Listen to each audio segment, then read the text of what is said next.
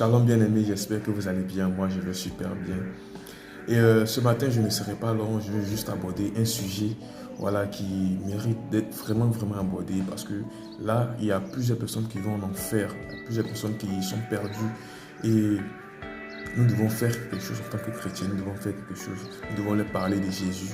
Parce que le sujet, c'est quoi? Le sujet, euh, il y a plusieurs personnes, pour si peu, quand je dis si peu, la gloire éphémère, la richesse, la puissance et tout ça, sont prêtes, ces personnes-là sont prêtes à vendre leur âme. Ces personnes-là, pour avoir la richesse de ce monde, pour posséder tous les biens de ce monde, sont prêtes à vendre leur âme, à entrer même dans les sectes, juste pour avoir juste une gloire éphémère. Lisons la parole de Dieu dans le livre de Marc. Marc 8, verset 36 à 37, bien sûr. La Bible dit ici, et que sert-il à un homme de gagner tout le monde s'il perd son âme? Verset 37.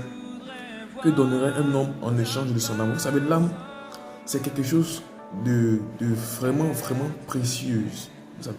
C'est quelque chose de vraiment très précieux. Et nous devons vraiment en prendre soin. Comme le disait mon père spirituel, le pasteur Darius, le Seigneur, sinon la Bible n'est pas contre ces choses, n'est pas contre la richesse. Mais comment tu obtiens cette richesse? Est-ce au prix du sang? Est-ce au prix de la vente de ton âme? Prenons l'exemple des brouteurs. Un brouteur, pour avoir la richesse, et qu'est-ce qui conduit à ça? C'est l'envie. Le fait de vouloir toujours posséder, le fait d'être envie, d'être jaloux, ce sont des péchés que si nous manifestons ça, nous ne pourrons jamais entrer dans le royaume des cieux, comme le dit la parole dans le livre de Galates 5, à partir du verset 19, d'accord? Et lisons encore la parole de Dieu dans le livre de Hébreux 9, le verset 36, le verset 27, pardon. Il dit, et comme il est réservé aux hommes de mourir une seule fois, après quoi vient le jugement. Bien aimé, sache que après avoir obtenu toutes ces richesses, après avoir tout obtenu, en vendant ton âme, en faisant des sacrifices humains, quand tu as fini tout ça, arrivé au ciel, il y aura un jugement. Et où ira ton âme? En fait, la vie que nous menons sur la terre, nous devons aussi préparer notre éternité.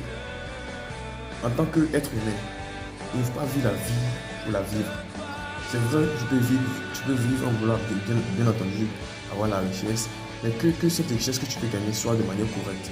Il ne faut pas vendre ton âme, il ne faut pas faire des choses abominables dans le but d'avoir cette richesse. Et ce matin, j'ai un message pour quelqu'un. Toi qui te retrouves dans ce cas, toi qui, au prix, à force de vouloir avoir la richesse, à force de vouloir posséder, à force de vouloir avoir une puissance, une gloire éphémère, tu t'es donné à ce genre de choses. Bien aimé, il n'est pas encore tard. Rien n'est tard. Tu peux toujours venir à Jésus. Jésus a les bras grandement ouverts, il t'attend. Jésus ne te juge point. Jésus n'est pas ce genre de personne qui critique, qui juge. Jésus ne te juge point. Tu peux toujours venir à Jésus. Car la Bible dit dans le livre de Jean 3, verset 16, car Dieu a tant aimé le monde qu'il a donné son Fils, qui s'est donné à la croix pour que toi et moi soyons sauvés. Jésus t'attend avec les bras ouverts. Viens à Jésus maintenant, avant qu'il ne soit trop tard, parce qu'après la mort, il y a le jugement.